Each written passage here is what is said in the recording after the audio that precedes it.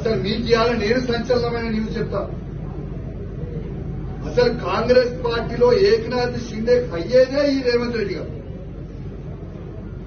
ఎందుకంటే ఇవాళ vote note case అనేది ట్రయల్కి వచ్చేసింది.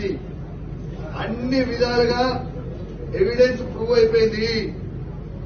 3-4 నెలల లోపలనే, లేకుంటే పార్లమెంట్ ఎలక్షన్లు అయిపోయాక 6 నెలల లోపలనే రేవంత్ రెడ్డి గారు జైలుకి పోక తప్పదు.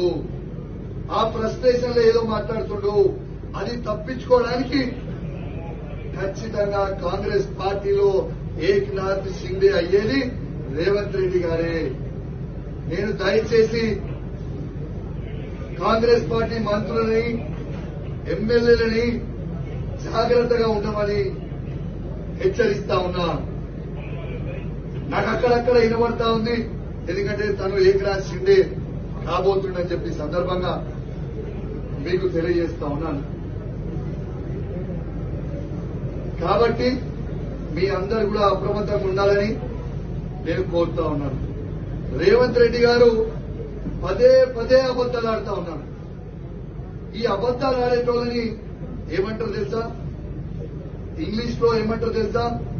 పదే పదే అబద్దాలు ఆడేటోళ్ళని ఇంగ్లీష్ లో పాథలాజికల్ లయర్ అంటారు. దాన్ని తెలుగులో వక్రీకరిస్తే రోగ లక్ష్మణ్ అబద్దాల కోరు అంటారు.